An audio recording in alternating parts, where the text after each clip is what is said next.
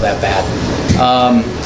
In 1974, I moved to the bustling community of Ukiah with the same company and helped start up KKTU, a brand new FM station.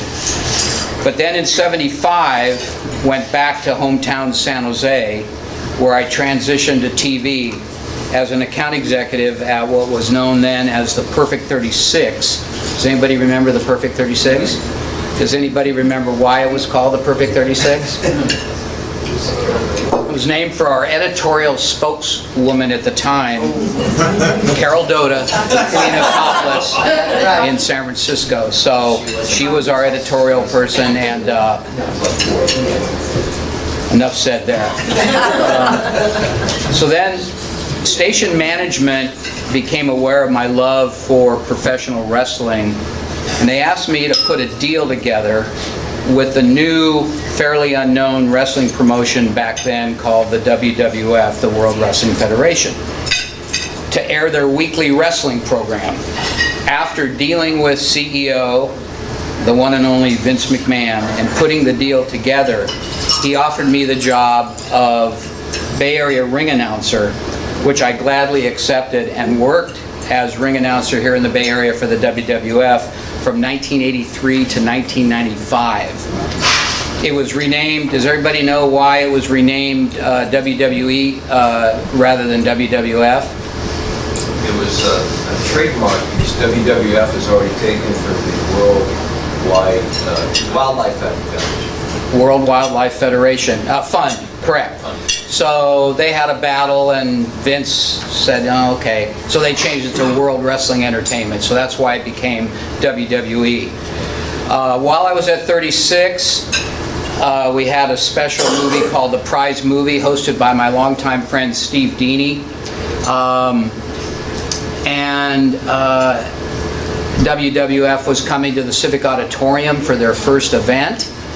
And Steve asked me if I could maybe come on the show with a wrestling superstar from the WWF. And here is what has been called the Big Boot. Our last number of the day is coming up. So if you have that number on your 36er card, and there it is, 31493 is the number. If you have the number on your 36er card, you've won some good prizes this Friday. And the number to call is 408-297. Holy smoke. 408-297-36er. If you have that number on your 36er card, you've won the prizes, so give us a call this afternoon. We've got a couple of special guests in the studio with us today. Stu Ganz is here, and Alexia Smirnoff is also with us. And there's a big wrestling card tonight at the Civic, isn't there, Stu? It all starts tonight, Steve, at 8 o'clock. Good seats available, and you can call 277-4467 right now and reserve your seats. There's a World Wrestling Federation Championship match featuring Bob Backlund, the champion, challenged by Don Morocco, Ivan Putski versus the Masked Superstar, Tito Santana versus Mr. Fuji, Pat Patterson versus the Russian Bear Ivan Koloff. What more can I say about Ivan Koloff? And 3 other matches, one of which is Alexia Smirnoff from Russia versus Guy Lambert from the Bay Area, a very tough opponent. Is he going to be tough for you? Well, listen, if he's not tough enough, I can always warm up with you now here. I got my big boots here. You know what I can do with that here? You get this on your head, but it's Guy Lambert who's going to have it. In between his 2 eyes, the bloody nose. And I'm telling you, watch the movie if you want to, but the satisfaction of the murder, it's me here. I'm telling you, it's tonight, but I'm more than ready now. You can't pound your shoe on television. You want me to pound it on your head? Listen, Nobody tell me what to do. Nobody tell the referee what to do. Well, we do what we want, what we please. I've about had it with this guy. If you want to have it with it, I'm gonna have your head.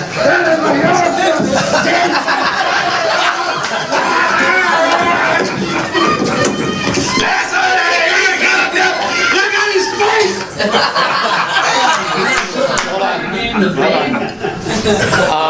That was unrehearsed. And Steve told me afterwards, he said if he was going down, he was taking me down with him off the So that was Big Boot, one of Tony's favorites.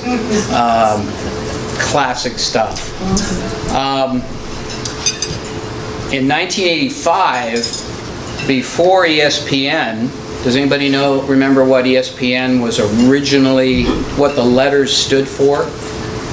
Anybody?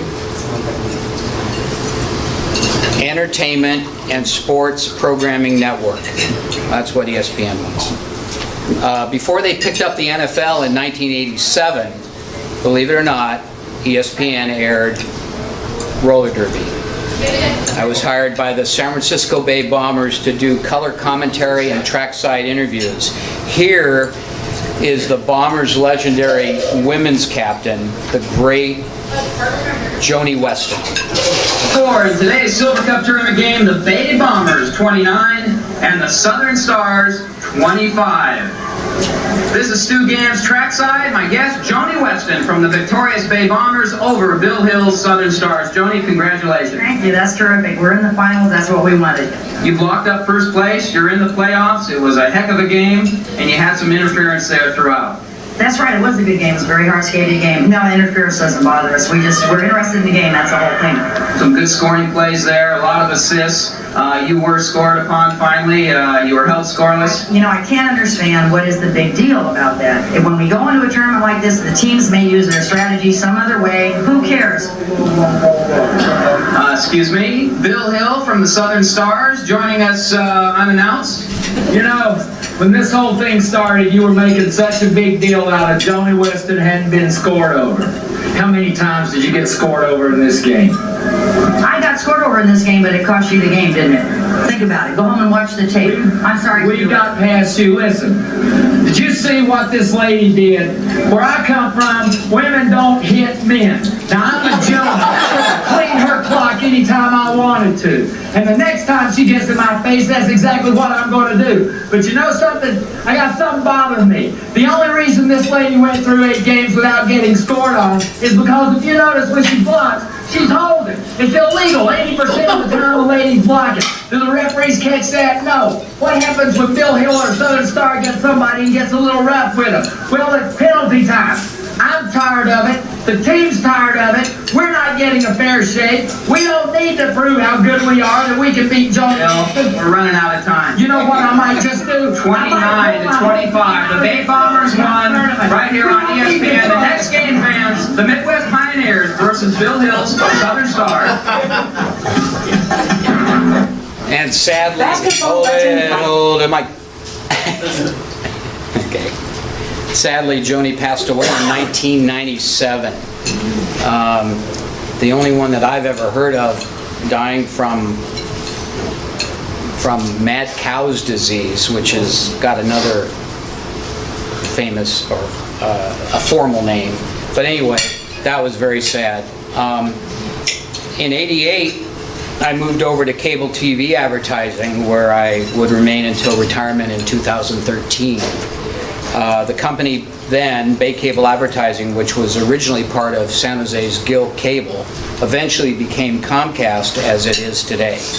Early on at Bay Cable, I was introduced by a mutual friend, Kit Parker from Monterey.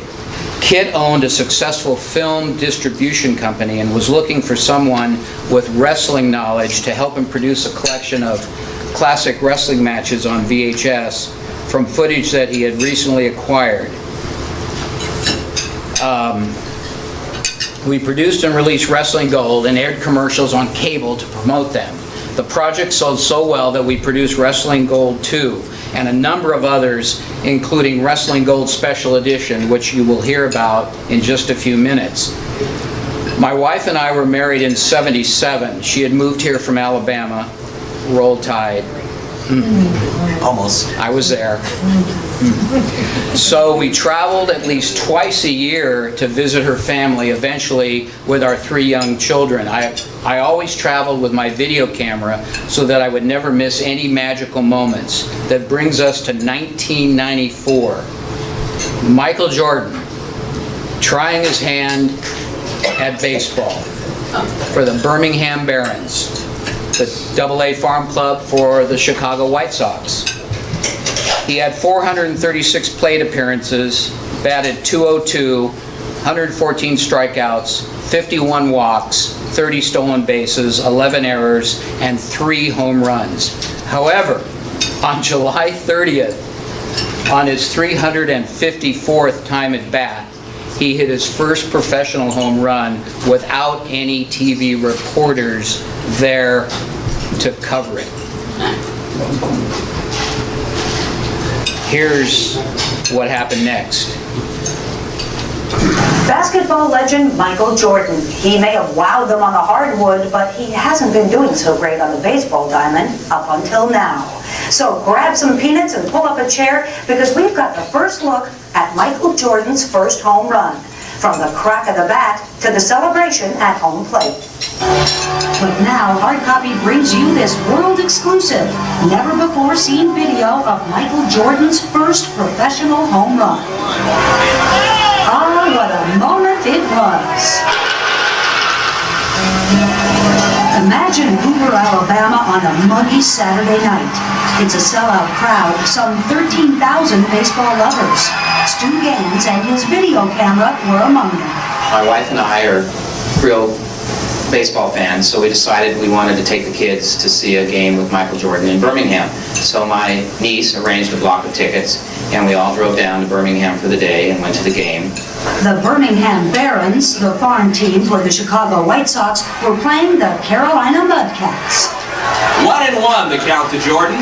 The pitch, it's a line drive to deep left center field. It's going! Jordan with his first professional home run. What Stu Ganz, the vacationing salesman from California, didn't know is that he was the only one in the world to capture Michael's shining moment. When news of Michael Jordan's home run spread, everyone was waiting for the instant replay. Too bad the only existing tape was tucked away in Stu's suitcase. Turned out Stu was not just a baseball fan, but a hard copy fan as well. And he brought the tape to us to show all of America. We hear even Michael Jordan wants a copy. Hey Michael, watch this.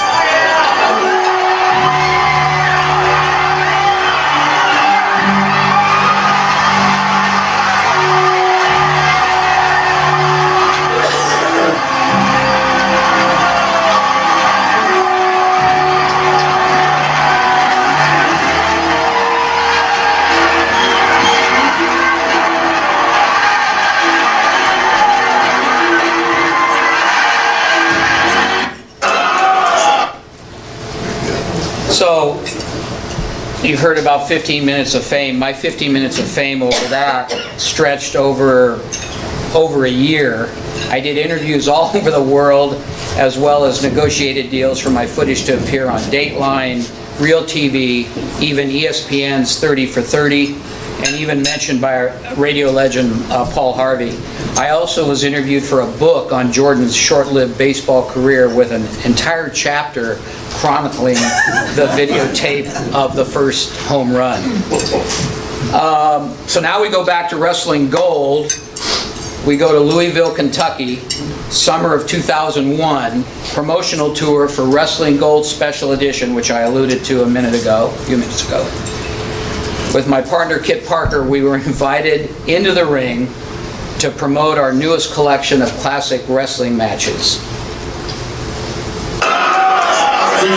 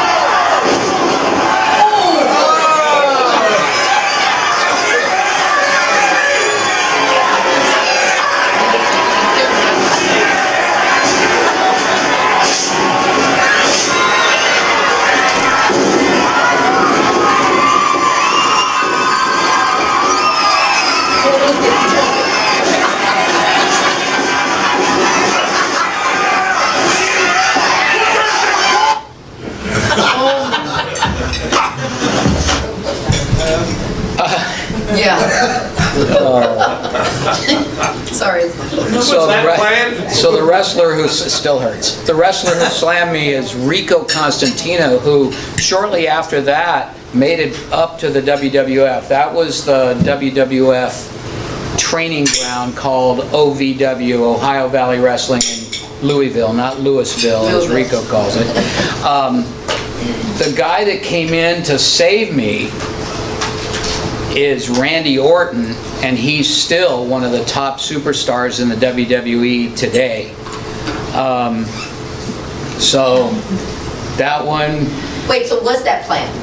No. It wasn't? No. We just were going to have a little, back and forth with his, so just happened. And I really thought I broke my nose because the weight of his hip went across the bridge of my nose when you couldn't see it there unless it was pointed out, but I was down there thinking I'm going to have some blood here, but there wasn't any, but yeah. Along with my advertising sales career, I also from time to time appear in commercials for various clients. Here's one of my favorites from 2012 for a company in Campbell called Bay Area Rodent Solutions, shot at our home in Sunnyvale, where we still live today. The woman in the spot playing my wife they told my wife she looked too young to be in the commercial, so they had to get somebody that looked older. But I was in it, but she looked too young, the producer said. So the woman's an actress. What was that? They're at it again! Password!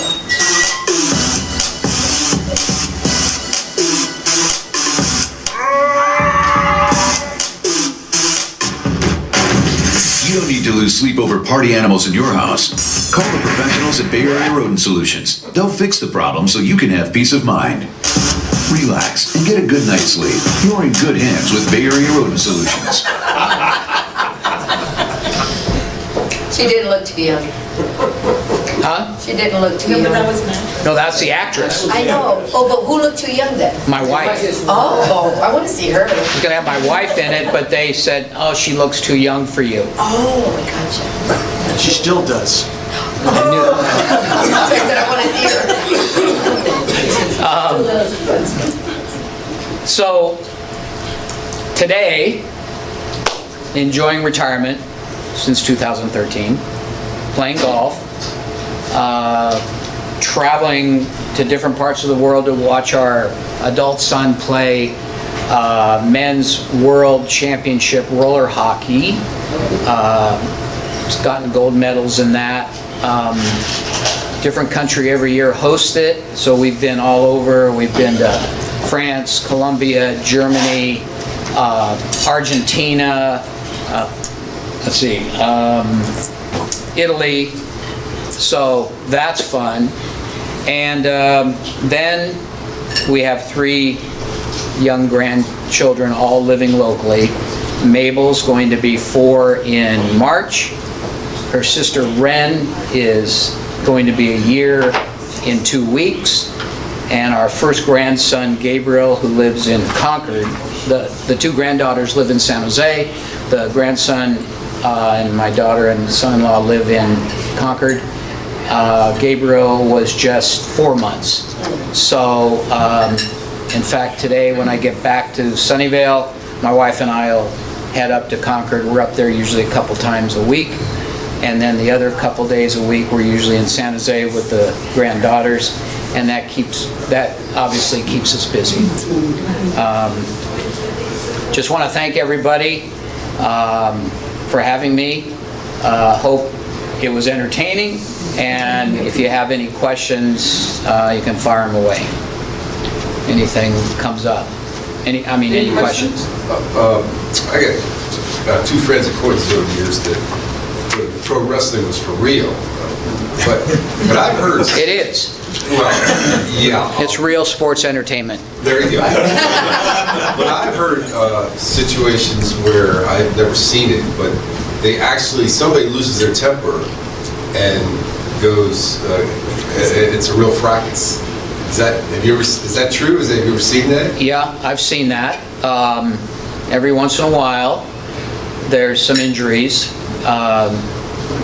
and usually because someone goofs up and they don't like being shown up, so they'll do something that might hurt somebody.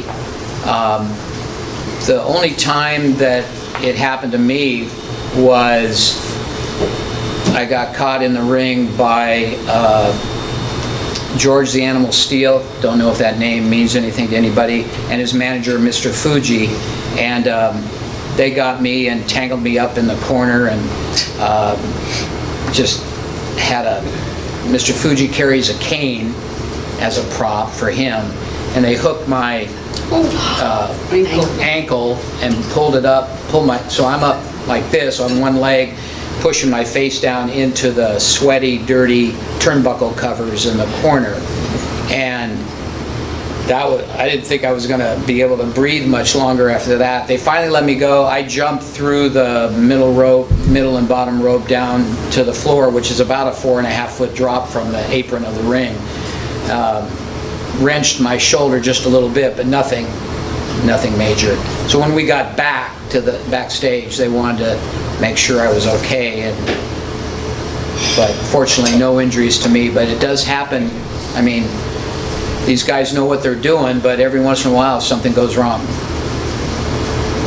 You know, Vince McMahon, we've all seen him on television and interviews and everything else. Is he that way all the time, or? On TV, he plays a character, Mr. McMahon. He's been doing that for a number of years, ever since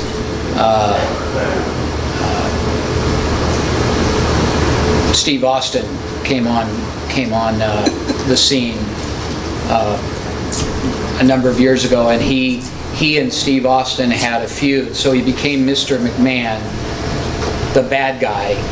But in real life, he's a hell of a businessman, obviously, and has grown an empire that is just non-stop. I mean, just crazy. Worldwide, everywhere.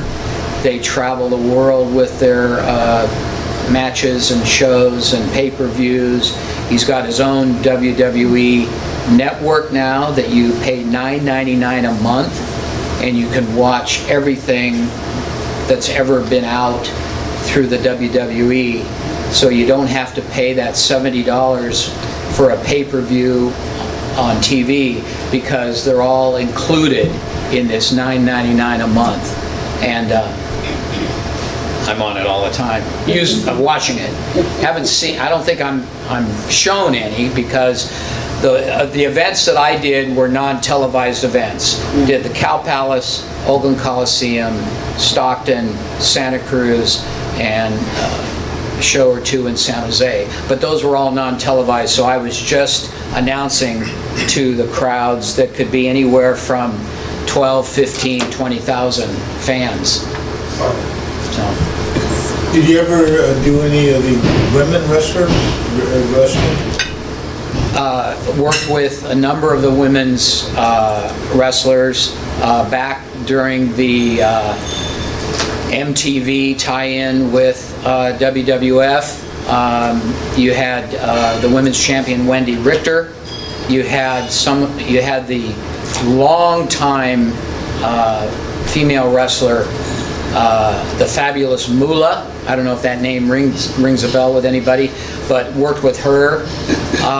And now, today, there's a new push, so a big part of the roster in the WWE are what they call, well, they did start calling them the WWE Divas. Now they're back to WWE female superstars. But yeah, there's a big, it's in fact, one of the big names now came over from UFC, Ronda Rousey, who was one of the top female UFC wrestlers, workers or fighters, and now she's in the WWE.